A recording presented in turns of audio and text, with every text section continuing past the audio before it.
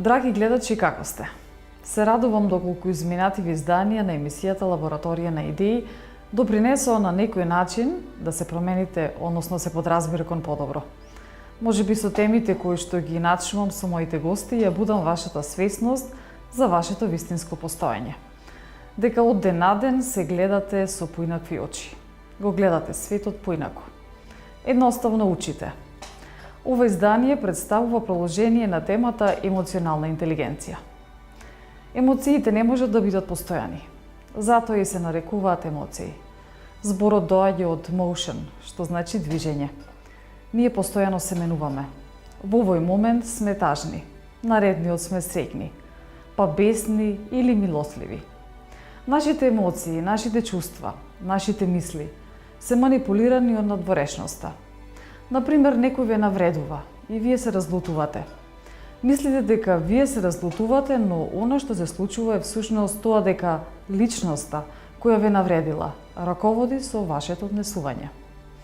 Вашиот бес е во нејзини раце. Мудроста се состои само од една работа. Не од тоа да знаете многу работи, туку да знаете една работа, а тоа е вашата свест.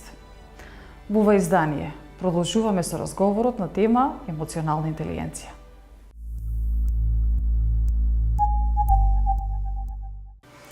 Кога зборуваме, стигнавме до емпатијата. Има ли нешто плюс кое што се внесува како дел од емоционалната интелигенција? Емпатијата веќе ја разјаснивме, односно знаеме веќе дека треба да внимаваме, значи со посебен акцент токму на тоа, да внимаваме на другите, односно на нивното однесување, на нивните чувства, што мора, например, да признаеме дека процент од нас, слободно можам да кажам, дека навистина не внимаваме. За жал, и тоа допринесува до контраефект. Имајќи предвид дека секогаш постои едно мислење дека да, убаво е јас да гледам за себе си, но тоа нели преминува во себичност, а таа себичност нели до одреден степен е можеби во ред, но кога ја преминува границата нели е негативна и веќе штетиме на околината, односно било да станува збор на блиските, на соседите, на пријателите и така натаму. Има ли нешто друго што е клучно покрај овие вештини, особини за емоционалната интелигенција? Има. Значи, не само да има, кога ќе стигнеме до степен на емпатичност, значи, или социјална свесност, а тука најмногу, да речеме, може да страдаме токму ние емпатичните луѓе, кои сме постигнали емпатично, дека останеме тука. И всушност, природата е толку совршена и гениална, што таа не поттикнува нас да развој. Убаво, рече Елена, значи јас сум многу емфатична, се чувствувам како се чувствува секој и затоа, например, се трудам во тој хаос на емоции на луѓето. Јас, ако сум емпатична, јас имам свесност, осеќам кој што чувствува за мене. Јас, например, чувствувам се наклонност, благата природа своја, ти ја чувствуваш мојата. Меѓутоа, ако е некој непријатен, и тоа го чувствува емпатичниот човек. И сега ќе се труди да угоди или ќе се труди да ја прилагоди ситуацијата и на крајот замисли сека контакт на природен емпат развиен со антиемпат. Тој ништо не чувствува за тебе, ти се чувствуваш за него и ти си во една голема штета. Така, со себичен, да речем. Меѓутоа, затоа тоа веднаш те води кон следниот чекор, само до следниот чекор е многу малку. За тој чекор јас најмногу го работам, а тоа е социјалните вештини или социјалната интерактивност. Кога ќе стигнам јас до степен на емпатичност, самоиден чекор ме дели до социјалната интерактивност. Што значи тоа сега? Видиме, што значи? Тоа значи да бидам вешта во социјалните контакти. И јас, кога ќе бидам социјална интерактивност, тоа е многу високо ниво на свесност. Ако се стигнала до емпатичност, чекор те води до една состојба на многу голема вештина за социјални контакти или за интерактивност. Што тоа значи? Како што јас знам кои емоции ги чувствувам и како реагирам на одредени емоции. Јас исто така ќе знам кои емоции ги чувствува и мојот соговорник и како реагира на одредени емоции. Јас, например, знам како чувствувам, како реагирам ако ме заплаши некој на страв, така. Меѓутоа ќе знам како реагира и соговорникот на страв. Јас знам, значи тука сега веќе развиваме постапки на вештини да се развиеме во интерактивни личности со голема свесност и со големи комуникацијски вештини. Јас знам за себе, значи веќе си развив како реагирам кога некој ќе ме фрустрира со лутина. Меѓутоа, јас знам и соговорникот како реагира на лутина. Тоа е за негативните за да се заштитиме или на гневот. Меѓутоа за позитивните, јас знам каде да ја покажам својата љубов, каде да ја покажам својот оптимизам, својата радост и како ти ќе ја прифатиш таја. Или каде не треба и така како ќе го намалам. И со тој чекор ќе стануваш една зрела личност која што многу е поуспешна отколку да се вратиме на почетокот, тој што прашал дали е подобро ништо да не чувствувам, отрпнат сум јас. Јас ништо вели не осеќам. Не. Меѓутоа што ништо не осеќа. Тој значи што има емоционална закажлавеност на емоционалната и овој што постигна една висока интерактивна свесност. Знаете каква е разликата? Разликата е како птица без крила, птица со крила што може највисоко да лета. Значи ова ти дава голема една слобода во контактите од ние луѓето. Значи тоа треба да го знаеме, а многу малку се изучува. Едно од најважните работи, сите тоа го учиме, е да разменуваме контакти со луѓето. Нас не е тоа неопходна потреба. Не е тоа дека јас со овој ќе зборам, нема да комуницирам, не со нешта нема да комуницирам. Не можеш да не комуницираш. Тоа е основа на нашето постоење, бидејќи ние низ контактите се потврдуваме. Токму и тоа сакав да се надоврзам сега, токму на комуникацијата. Евиден класичен и едноставен пример, кога сме, например, на работно место, или еве можеби сме во одредена заедница, било да станува збор, можеби на училиште или на факултет. Еве самата кажавте дека со одредена личност не се усогласуваме. Ние сме можеби еве повеќе емпатични, значи ја разбираме таа личност, зашто така се однесува, но таа личност едноставно не сака да се промени. И тоа ќе еве можеби до прекин на таа комуникација, на тој комуникацијски процес, каде што на некој начин се создава фрустрација, нели? И кај мене и нормално кај таа личност. Кој начинот едноставно, еве можеби едната страна сваќа, но другата не. Можеби другата страна едноставно не сака да прифати или едноставно не сака да се промени. Без оглед, например, еве на комуникацијата, на разговарање, доаѓате до одреден момент кога ќе речете па на крајот на краиштата, па не можам повеќе, јас едноставно се изморив. Што е тука решението? Значи сега зборуваме за контакти. Постојат повеќе видови на контакти, прво да ги дефинираме. Значи, ова се за социјалните вештини како највисока форма на социјална свесност, односно емоционална интелигенција, највисока форма, зборуваме за ова. Значи, прво да ги дефинираме, има позитивни контакти, има отровни или негативни контакти. Зошто ги нарекуваме отровни или негативни? Бидејќи тие не предизвикуваат негативни емоции. А зошто се нарекуваат отровни или токсични? Тоа баш сакам малку да го појасниме, ти многу е занимливо, затоа што негативните емоции, ако континуирано се поттикнуваат, односно или си ги предизвикуваме, не знае, или ги предизвикува некој друг, тие предизвикуваат лачење на хормони кои што бидејќи предизвикуваат стресна состојба, а организмот не е реално во стрес, значи тие остануваат како отрови во нас и значи не е ова некоја символика, туку вистина реално тие се токсични емоции. Сега дали е позитивен контактот или е негативен контактот? Понатаму, ако е негативен контактот, дали контактот може да се подобри? Има тука са чекори методи, една најзанимлива, дека е многуто сложена, меѓутоа најзанимливото ќе го кажам, што може да допри до нас и до гледачите, и ако сакам да ја подобрам некоја релација, значи сега тука станува збор дека ако сакаме двата да ја подобриме, значи јас и ти сакаме да подобриме една релација, може е негативен контактот или не е доволно добар да стане подобар. Ако не ќе да подобриме, тука е веќе друго прашање. Но сега зборуваме за овој оптимистички пристап, кај што може да се подобри.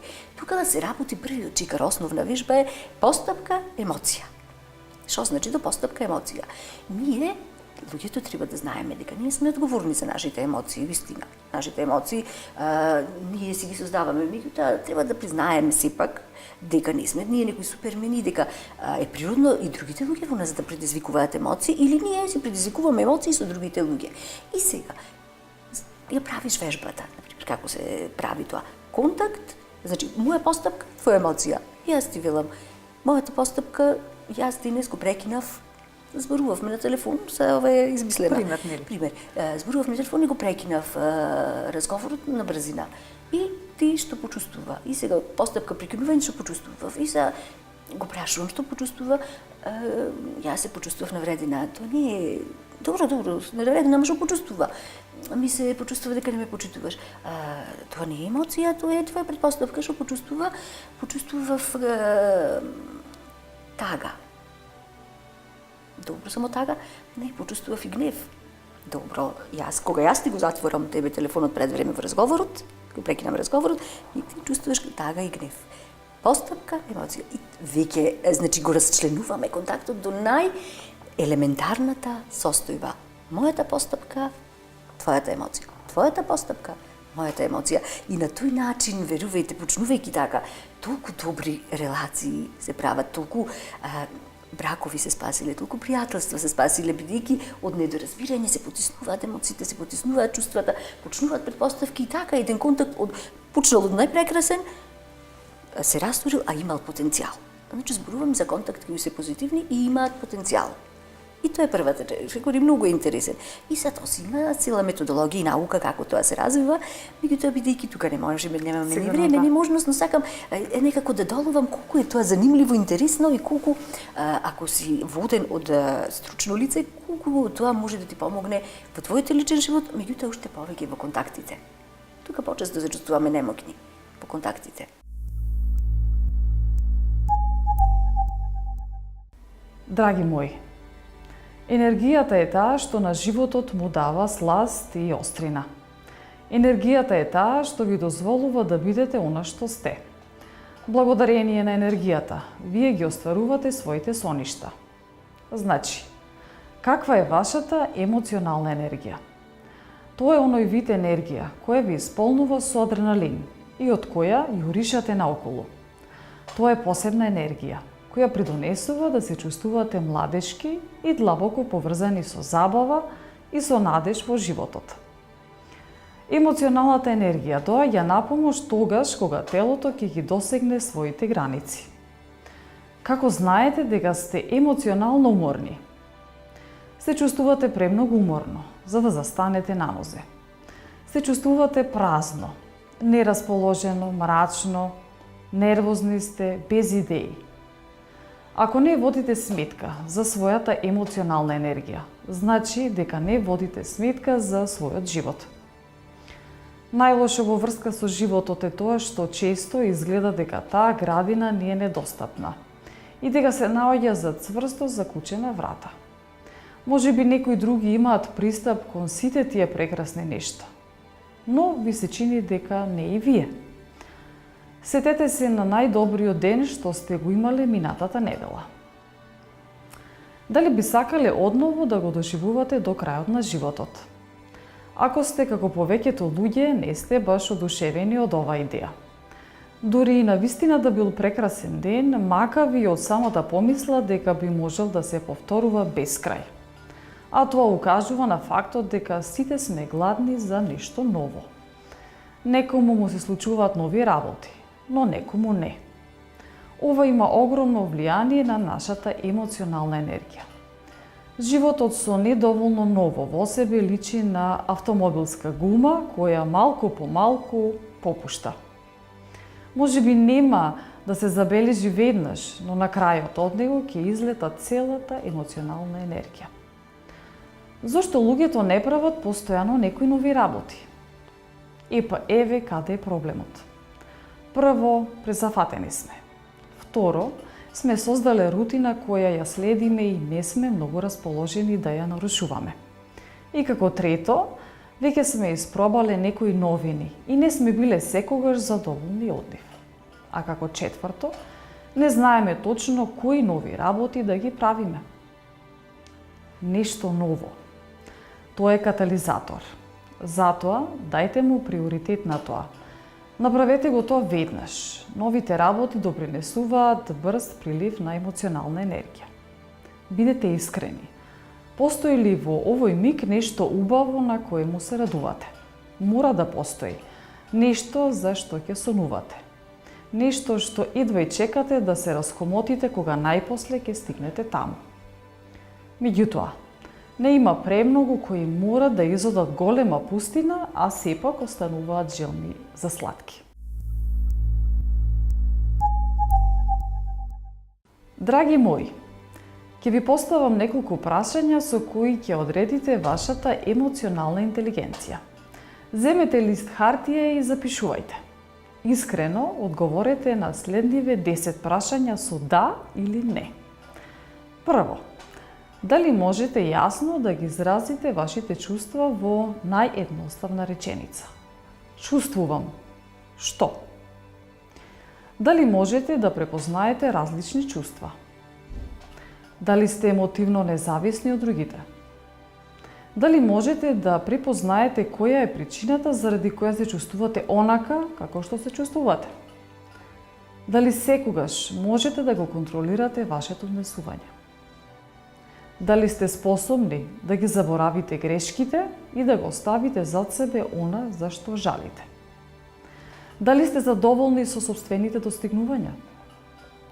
Ги искористувате ли вашите потенцијали? Мислите ли на другите и дека имаат високо мислење за себе? И на крај, се прифаќате ли себе си онакви какви што сте?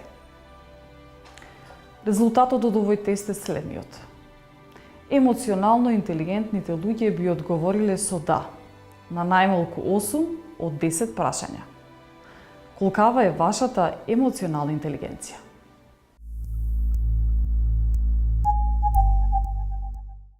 Кога станува веќе збор за развивање, тежок ли или лесен е тој процес на развивање на емоционална интелигенција? Самата веќе на самиот почеток го кажавте дека може да се развива едноставно кога и да посакаме. Значи, без оглед на нашата возраст. Точно. Не да е тежок, не само што не е тежок, туку е прекрасен. Значи, тоа е нешто, навлекуваш во суштината на себе си. Работиш на себе си и откриваш работи кои што не си знала дека имаш такво емоционално богатство, емоциите кога ги savlaдаеш со нив, кога ги спознаеш, тие се еден извор на голема енергија. Ако позитивните емоции не прават срекни, не енергизираат, а пак непријатните, односно негативните, пак не информираат со одредени опасности и тие ни се назначени информации. Го спознаваме својот свет и тоа е многу прекрасно. Понатаму, ќе спознавам својот свет и како прегеш, реков, сега почнам сакам тој свет, таа шаренило од бои, од емоции, сакам да почнам да си го подредам, да си ги контролирам, си правам еден емоционален пейсаж за себе. Го правам емоционално и постигнувам еден степен на спокојност, на смиреност и самодоверба. Тоа е првата етапа. Ќе постигнеш еден оптимален степен, сакам сега да постигнам оптимален степен на самодоверба и на во позитивните релации, да се стварам позитивни контакти. И уште повеќе да станам вешта во негативните релации и контакти, да ги откривам, да знам како да реагирам. Од кои да прифаќам, а од кои да сваќам дека нема потреба, значи овде да развивам емоции во контакт кај што не е потребен. И тука веќе сега во овој период на тоа сум застаната, мислам тоа најмногу го работам. И мислам дека и суштината всушност на емоционалната интелигенција е во да се развива оваа висока интерактивна свесност во која што ќе воспоставуваме позитивни контакти засновани на почит, на внимание, на разбирање, во која никој не е оштетен. Тоа нас не е најважно. Меѓутоа, сите луѓе, кои повеќе, кои помалку, страдаме од тоа прво да ги надградуваме позитивните контакти, тоа ајде полесно ни или да се заштитиме од негативните, или да ги откриеме манипулативните, па и тука да го најдеме решението. Еве како нормално обични личности кои што не читаат можеби многу литература, било да станува збор од еве во склоп на психологијата, еве себе подобрувањето, може едноставно не читаат литература или пак еве можеби не сакаат да посетат психолог, психотерапевт. Сите живееме во одредена средина која што е различна или семејна, пријателска, брачна, нормално. Што е она што од ваша страна најдобри совети како можеме еве да ги развиваме нашите емоции, а со тоа еве да бидеме свесни за емоциите и тоа да биде прво за да ја развиеме нели нашата емоционална писменост, односно емоционалната интелигенција. Баш добро ова емоционална писменост што ми го спомена Елена, оти малку да појаснам, еве ова книгата баш многу ми се допаѓа емоционална писменост, ја разгледувам подолго време. Дотика за емоционалната интелигенција, кога зборуваме за вештини кои можат да ни се најдат за успех во професионалниот живот, во личниот живот, во контактите, Емоционалната писменост малку се разликува како термин, значи на дополнете, и тука многу се споменува зборот љубов, емоцијата љубов, како да речам, се извинувам малку вода, најблагородната емоција. Така, навистина убаво е кога човек има една широка лепеза, нормално на многу информации, особено кога станува збор за емоциите, кои што сама да укажавме нели на тоа дека многу не обрнуваме внимание. Се извинувам, подложете нели за писменост. Значи, емоционалната писменост во основа на емоционалната интелигенција става љубовта. Љубовта како емоција, истражувања се вршени во книгите, тоа ви баш од популарната психологија, од хуманистичката психологија, или колку малку се спомнува зборот љубов. А потребата за љубов е основната потреба на сите нас, на секое човечко суштество. И од тоа не треба да бега никој, најмалку науката. Значи, и баш емоционалната писменост е вели во основа на се ја клава љубовта да става љубовта да се отвориме, преку љубов да ги доживуваме сите релации. Тие нормално релации каде што таа љубов има основа да се разменува. Постојат различни форми на љубов. Зборуваме за партнерска љубов, меѓутоа зборуваме за пријателска љубов, зборуваме за љубов кон деца, љубов кон своето општество, љубов кон средината, значи има различни форми на љубов. Но се што се работи со љубов, сето тоа значи е основа да се постигне одредена цел. Сега, овде кога зборуваме на ова прашање, прво сакам да речам дека треба да имаме љубов за себе. Ако имаме љубов за себе, ние ќе најдеме начин да се развиваме. Тоа не значи дека мора секојаш со стручно лице или со психотерапија. Меѓутоа има толку различни начини да човек работи на себе, да работи на своите емоции, на развојот, на искреноста, на позитивните контакти, може низ разговор со една зрела личност која што е на пример исто така позитивна и искрено да зборуваш за своите емоции. Еве да речам како би можеле младите или повозрасните луѓе што слушаат да речат како да развиваме емоционалната интелигенција, секогаш да имате една искрена личност со која што можете искрено да зборувате за своите емоции. Но тоа не е доволно. Исто така може да се следат различни емисии, да се следи популарна литература и сепак јас мислам дека ова е еден лаички пристап. За мене најдобар пристап. Ево и ти благодарам на поканата, бидејќи мислам дека ова е еден од начините да ја анимираме нашето општество е дека тоа треба да стане еден систематски процес кој што ќе се воведи во образовниот систем. Например, Елена, имаме разговарано за ова и ти знаеш дека и ти работеше на овај проблем од емоционална интелигенција. Во западните земји постои предмет развој на емоционалната интелигенција. Значи предмет од најмала возраст и понатаму, адекватно на возраста, се развиваат емоционалните вештини. Ние како научници, како психолози, како јавни работници, кои работиме во медиумите како вас, нашата должност е ние да поттикнуваме, да ја развиваме емоционалната интелигенција, емоционалната писменост, меѓутоа и да ги прошируваме и начините да анимираме во општеството како тоа да се воведува од најрана возраст, така да имаме млада, зрела и здрава популација да развиваме. Оти емоционалната интелигенција е поврзана со здравието пред се. Еве сега имаме еден научен труд кој што ќе го презентирам во конференција ќе има во Охрид на психијатрите. И таа е сега видете поврзаноста помеѓу стресот и менталните заболувања во кои што емоционалната интелигенција е модератор.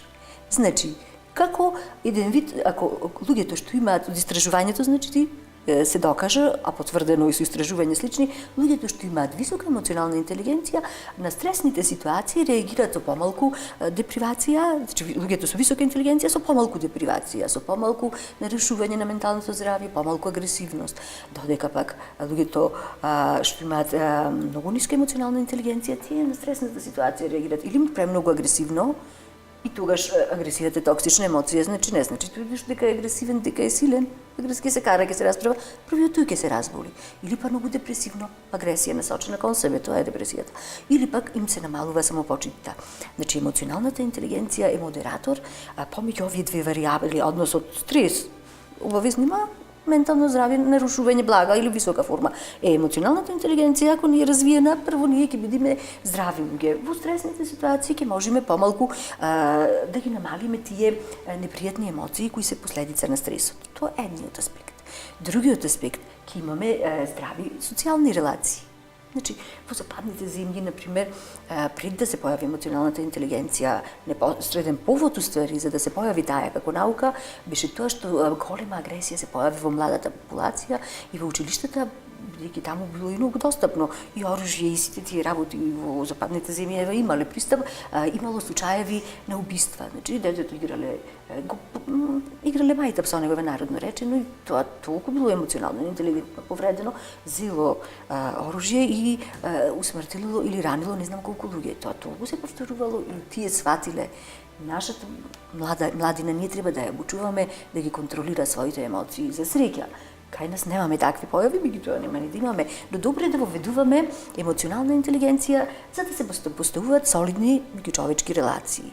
Успехот во работата. Јас, например, предавам предмет водство во Бизнис Академија Смилевски и таму најголем фактор, најуспешни лидери или водачи, или харизматични водачи се оние кои имаат висока емоционална интелигенција.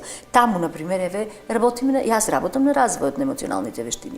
Во Славјанскиот меѓународен универзитет, исто така, менеджмент на човечки ресурси предавам. И таму развој на емоционалната интелигенција за успех во работата. И јас ги едуцирам своите студенти. Јас секаде каде што можам тоа го правам, бидејќи и за тоа сме стручна. Меѓутоа, мислам, тоа не е доволно, ти помагаш со твојата голема социјална свесност ние да ја анимираме нашата средина да се воведува емоционално образование. За луѓето да бидат поздрави, посрекни и успешни. Сигурно токму и заради тоа постои и ова емисија која што е посветена како да бидеме посвесни. Награтко навистина ни укажавте и на прашањето што сакав и следно да го поставам, како може емоционалната интелигенција да ни послужи во бизнисот, во образованието, но вие веќе кратко и јасно ставивте акцент и важност токму дека емоционалната интелигенција нема дејство, односно действување, акција само во одредена област, туку дека во буквално секое социјално живење, општествено и наше лично.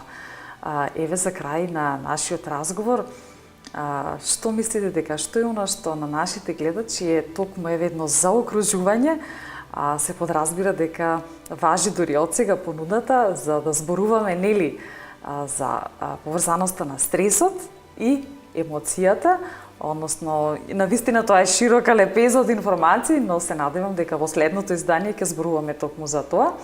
За нашиот крај на ова издание, што е она што е до нашите гледачи најважно да го знаат, јаве како една порака. Јас како порака би сакала да кажам дека едно од најважните работи што треба да ги знаеме сите ние, јас се почнувам од себе и понатаму секој човек за себе, дека ние луѓето имаме еден огромен потенцијал во себе. Ние сме едни суштества со големо богатство и дека работејќи на своите потенцијали ние можеме да станеме посрекни, позадоволни и поуспешни. И затоа, како што вели емоционалната писменост, основната емоција која што треба да не води во сите контакти е позитивната емоција, љубовта кон себе и да знаеме, значи да се сакаме себе си, да ги сакаме другите и да знаеме да ја примаме љубовта од другите, да развиваме позитивни емоционални релации во кои што ние нема да бидеме оштетени, но никогаш да не биде на штета на другите. Значи, љубовта е основниот двигател и основната емоција која што се развива во најголемиот и најзначајниот дел од мозокот, во кортексот. Значи, иначе, примарните емоции, стравот и гневот, еве накратко и тоа е многу задибливо, се во најдолните и најслабо развиените делови од мозокот, како така наречен рептилски мозок, последи лимбичниот мозок, каде што имаме емоции за заштита на своите поколенија и на крајот во кортикалниот дел љубов не само кон своето, туку љубов кон целото човештво. Значи, емоционалната интелигенција, бидејќи е холистичка и таа не тера да имаме еден холистички пристап кон луѓето и емоцијата, љубов, прифаќање и почитување на себе си и на другите да биде нашата девиза. И сакам да ја завршам оваа емисија со една многу убава мисла на Аристотел и да кажам дека значи емоцијата што 4-тиот век пред нашата и разборувал за емоционална интелигенција Аристотел и тој вака велел. Да се налутиш, тоа е лесно, но да се налутиш на вистински човек, во вистинска мера, ради вистинска причина и на вистински начин, тоа на вистина не е ни малку лесно. Тоа е коренот на емоционалната интелигенција. Така, ви благодарам за издвоеното време, за сите информации. Знаеме дека еве вака и сигурна сум дека на нашите гледачи им предизвикавме нормално позитивни вибрации, што е и целта. Остануваме нели во соработка и се надевам дека ќе се видиме во друго издание. Со задоволство, Елена, ти благодарам. Ми беше чист, а и големо задоволство да учествувам во оваа емисија и во овој емоционално интелигентен разговор. Сигурно. Ти благодарам и си најдобро. Благодарам, Елена, исто така.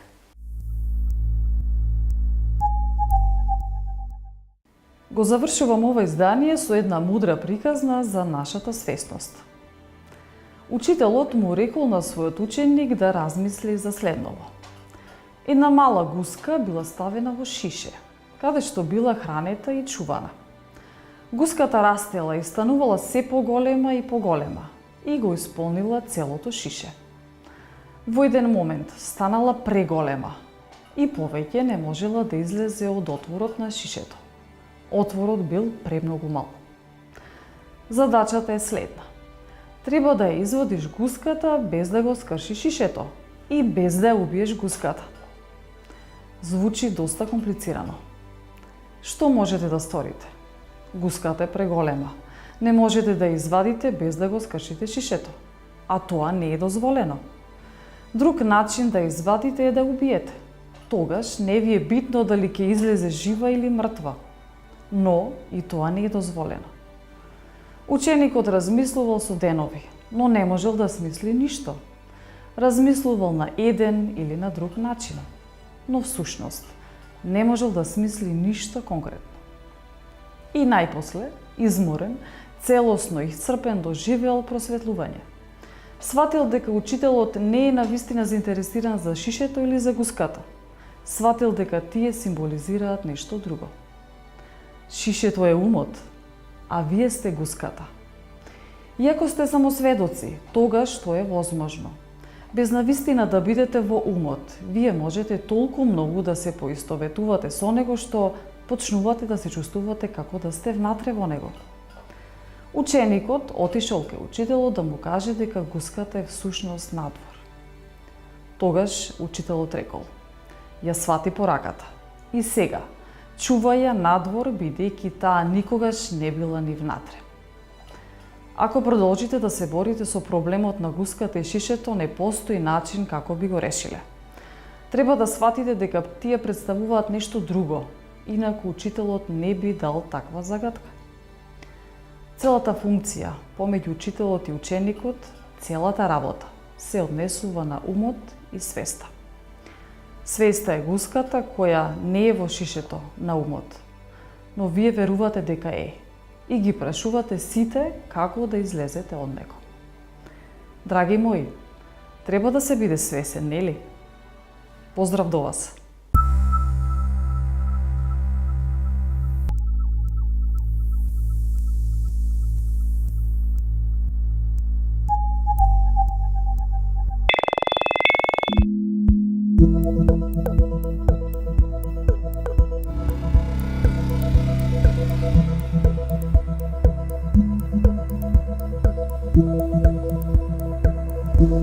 Thank you.